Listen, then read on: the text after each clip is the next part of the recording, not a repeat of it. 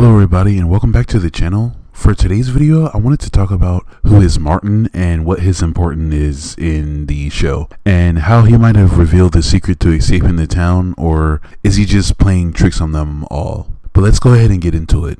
In season 2, we see Boyd is trapped in hell, and there's a voice asking if he's real or not, and then we hear the voice agree to help Boyd, and a rope falls down, and Boyd climbs back up the well. We then see a very malnourished man chained up on the wall, and what looks like a dungeon. And I forgot to mention, but this is where Boyd was transported to when he goes through the faraway tree in season 1. But we also see two skeletons chained up on the wall beside Martin. And as Boyd is trying to help Martin asks him if he's from the town and tells him he thought the town was the worst part of it all until he went through the faraway tree. So from this, it seems that there are a couple ways to reach the dungeon. Boyd and Martin both seem to reach it by using the faraway tree, and we see in season 3 that Julie's soul was transported there when she walked into the threshold in season 3 that gained her time traveling abilities. Boyd does get Martin free, and Martin tells him no one has been kind to him in a long time, but he tells Boyd he needs to leave as well. But then the music box kicks on and Martin starts to freak out. He cuts Boyd on the arm with his nails and says that his blood is his blood now. And we can also see like worms or critters crawling around under his skin. But we have seen this dungeon a number of times in season 2 and 3, so let's try to see if we can find some similarities both of the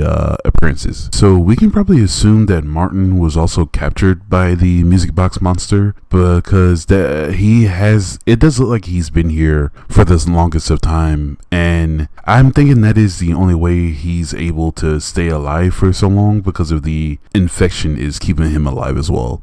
But when Randall, Julie, and Marielle were being affected by the music box monster, they were shown in the dungeon screaming when Boyd went back to save them from it. But we see Boyd travels there the first time in season 2, and Martin is there with 2 other skeletons as well. And so we kind of can guess that they might be in the similar situation that Randall, Marielle, and Julie are in, where their souls could have been trapped there, and those 2 probably never really escaped from it. But who could Martin be, and why does it seem like he knows so much about everyone? When Boyd meets Martin the first time, Martin asks Boyd, does he ever wonder if Abby was right? And it's a little crazy that he would know that, because he's never met Abby, and this is also the first time that we even are introduced to Martin as well. So, but he was wondering if his wife was right about killing the people in the town to wake them up. And also Martin knows Julie by name as well, but it could be maybe Julie in the future travels to him or something like that in the upcoming episode that we haven't seen yet. We're not too really sure of how he knows her name. But here are a few theories I got about Martin and who it could be. He could be another Storywalker, and there are some theories that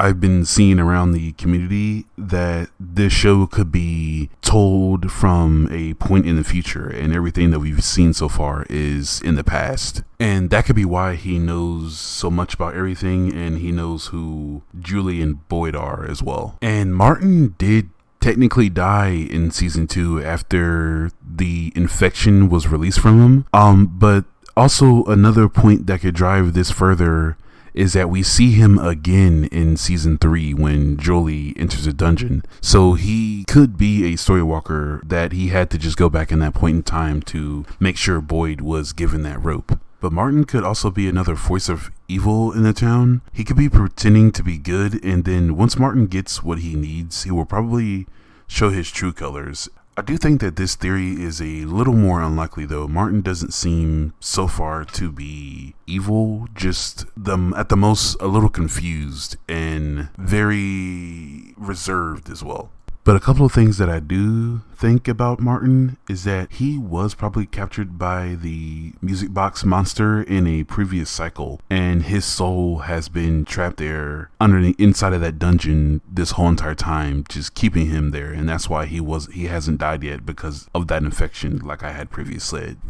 But Martin, whenever someone is in the dungeon with him, he always tries to hurry the person along. He's done it to Julie and Boyd both, but he says that it's dangerous there for them and that they don't need to be there. But after that, he never really explains of why and who the danger is or anything like that, really. And I'm thinking that he could be trapped there and kept on watch because maybe he is a Storywalker that knows all of the secrets of the town, and maybe he even knows how to escape, but he hasn't had enough time to explain it all to Boyd or Julie just yet. We might see some revelations with that character in the next season. But I wanted to go back and discuss when Martin asked Boyd, do you think Abby was right about what she did? But I think that this is probably the craziest thing that Martin has said to someone in the show so far. He has to know something that we don't, even the viewers as well. But this has immediately made me think about when the boy in white apologizes to Tabitha before throwing her off the top of the lighthouse. It had me thinking that what if Martin is trying to tell Boyd that death is the only way to escape? And I'm thinking that Abby kind of had the right idea, but maybe they need to die inside of the lighthouse, or at least near the premises of it, because I'm thinking that the lighthouse could be some type of place of power or have something special to it. Maybe the children bless it somehow or something like that, but we don't really know. We'll see in the next season, hopefully. And what do you all think